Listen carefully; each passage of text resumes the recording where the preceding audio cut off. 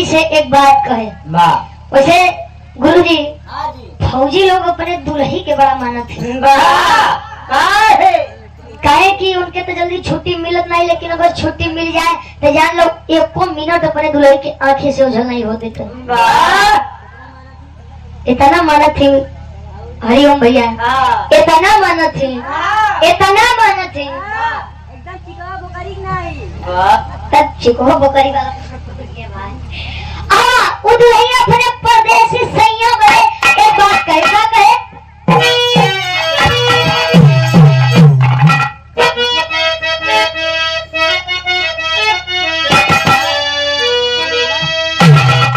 अरे कहा तारी भारत के जनवा हो, कहा तारी भारत के जनवा हो, सजनवा हमार बड़ा लहरी, कहा तारी भारत के जनवा हो,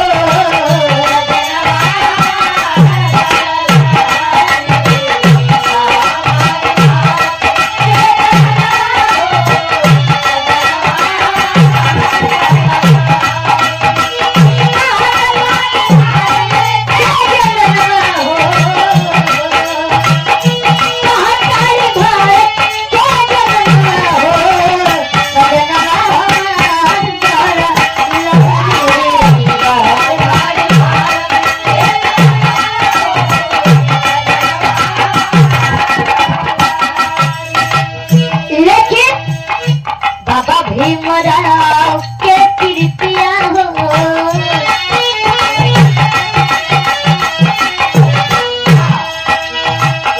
बाबा भीमराव के कृतिया हो, जग में बखान करे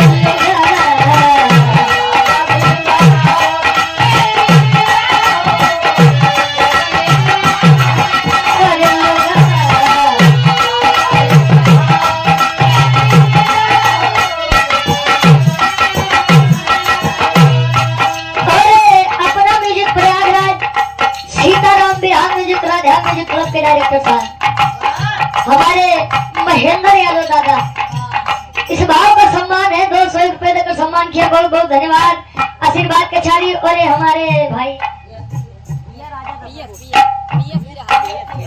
पीएस बिहार के डायरेक्टर साहब बड़े भाई हमारे पप्पू भाई, इस भाव का सम्मान है 100 रुपया, बहुत बहुत धन्यवाद, आशीर्वाद के चारे की हम चिपली कला में कामयाब है। कहे बाबा भीमराव के कृतिया हो, जग में बखान करे लोग, जो मानसिक रूप से ठीक है, जो पढ़े लिखे शिक्षित व्यक्ति हो, वो कोई भी धर्म के हो, कोई भी समुदाय के हो, सभी सम्मान करते हैं, क्योंकि इस भारत देश में सभी की दिक्कत नहीं है। कौन दिक्कत बजाना था? रोजगार, रोजगार आदमी तो ऐसे परेशान बाबू जी, आदमी 2 टाइम बढ़िया कमाई ले, दिन के 400 रुपया कमाई ले, तो उस सोची कितने आदमी है, बुरा मत मानिएगा, वो बेचारे के थोके जुआर होके चाहिए मत होके, लेकिन एक पौवा सीसी बदे उजुआर अलग से कही है, पी के घरे यहाँ तो जितना लड़का है वो बेचारे सोचे हैं कि हे राम हे ईश्वर, कम से कम हमका यह लायक कर कि हमको बहरे चली जाइए, 8,000 10,000 महीना कमा, कम से कम अपने माई के तो ठीक ठाक से रख ले। अब जो लड़का के पढ़ लिख के आगे के भविष्य देखेगा, ओके आप लोग मजदूर बना देगा, मजबूर बना देगा, तो कहाँ से भारत देश के विकास हो भाई? एक पौवा सीसी हर रोज मिले, मुर्गा रोज मिले, और आदमी ये कल्पना करके बैठा है कि भारत के विकास अपने आप पे हो जाए। कुत्ते भी जहाँ बैठते हैं वहाँ अपनी पूंछ से उस जगह को साफ करके बैठते हैं। कहा हमें आप कुकुरों से नहीं हो गई हो, कम से कम कुकुर जेकर खाई ओकरे साथ वफादारी करी, लेकिन आदमी के ऊपर जो ले भरोसा करबो, खोले मुड़ी काट ले, कुछ होता पता है। तो आदमी से बढ़िया आज के समय में कुकुरे बिला रहे हैं, कम से कम वफादारी तो करें। अंधेरा था इस भारत देश में, एक दिन उजाला हुआ, एक ऐसे महान पुरुष का जन्म हुआ, कहाँ पर, किस जगह, किस समय और किस दिन, आज के पहले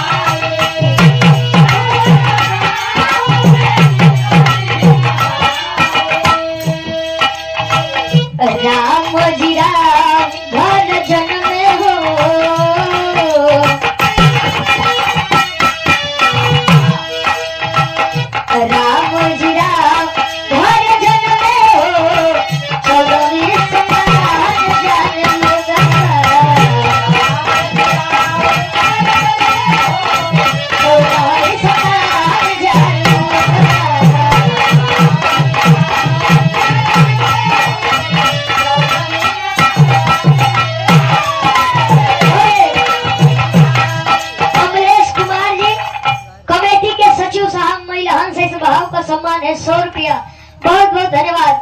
14 अप्रैल 1891 में माता भीमाबाई और रामजी राव जी के घर पर 14वीं संतान का जन्म हुआ। अरे धन्य है ऐसे माता पिता जिन्होंने हमारे भारत देश का एक उदित सूरज को जन्म दिया। जब भीमराव जी छोटे थे तो उन्हें लोग भीमा कहते थे। उनकी बात मुझे एक बड़ी प्यारी लगी। आप लोग सोशल मीडिया पे एक मूवी देखे होंगे। उन्होंने कहा, अपने पिताजी से पूछा कि ये बताइए कि आखिर आसमान नीला रंग का क्यों है। रामजी राव ने कहा कि बेटा हम धरती पर तो धरती का तो बंटवारा कर सकते हैं लेकिन आसमान का बंटवारा नहीं। उन्होंने उस बचपने में ही कसम खाई कि मैं सभी को अपने भारत देश को आसमान के कलर में नीले कलर में रंगूंगा, ये मेरा वादा है। उन्होंने रंगा तो जरूर, लेकिन आज भी उनकी आत्मा दुखी है, रो रही है। अच्छा, जीवन उन्होंने जब पाया, जीवन उनका संघर्ष में था। 5 साल की उम्र में ही माता भीमाबाई का देहांत हो गया। लालन पालन किया गया रामजी राव जी के द्वारा। बाद ऐसे पिता जिन्होंने पग पग डॉक्टर BR अम्बेडकर साहब जी का साथ दिया। धन्य है ऐसे भाई आनंद राव जी ने पग पग पर अपने छोटे भाई भीमराव अम्बेडकर का साथ दिया। उन्होंने देखा, क्या देखा? समाज की स्थिति को।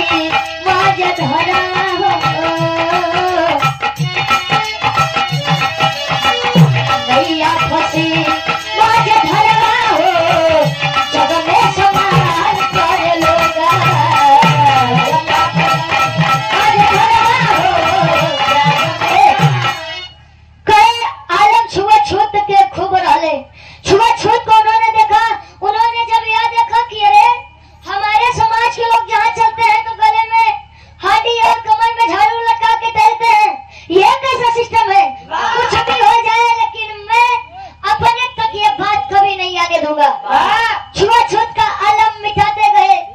बड़ी मुसीबतें उन्होंने देखा। अच्छा ये बात है, किसी के साथ इतना अन्याय हो वह चुपचाप बैठ जाएगा, लेकिन बाहर डॉक्टर BR अम्बेडकर साहब उन्होंने हार नहीं माना।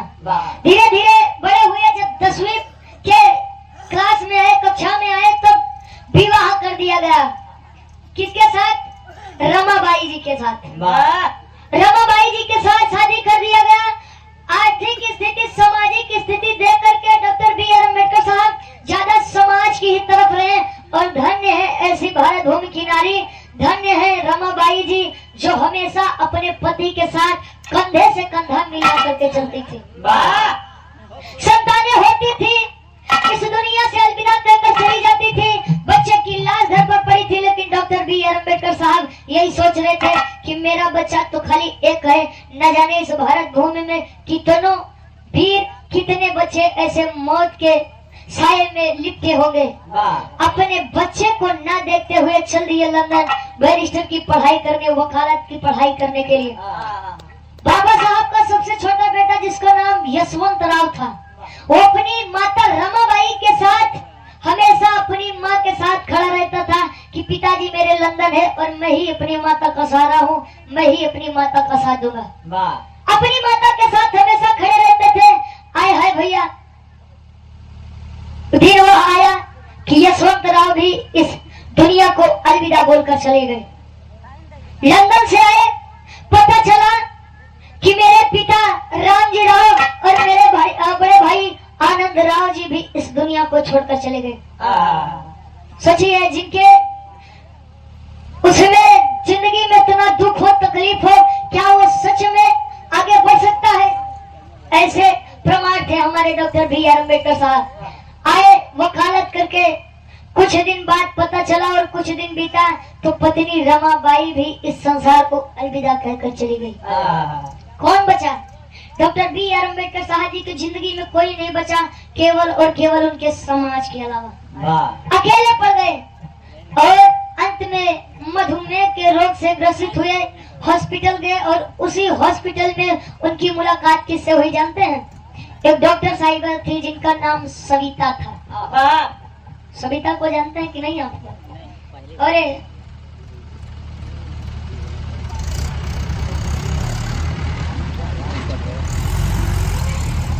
डॉक्टर सविता से मुलाकात हुई।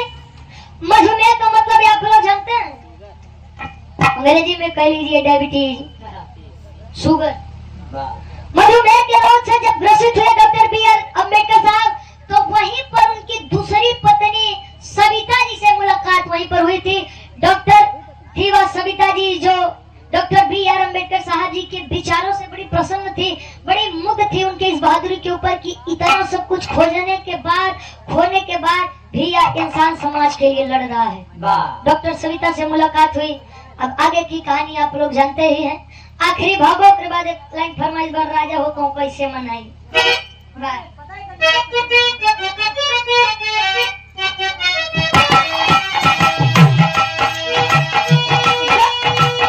गुरु बिहारी गुरु प्रेसरम लालो,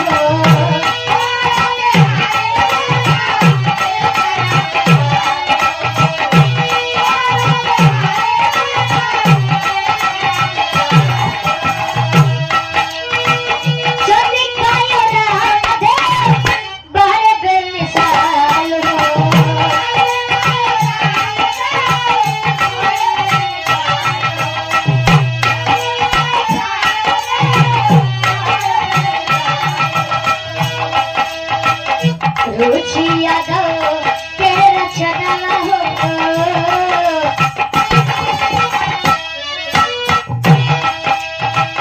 रुचि यादव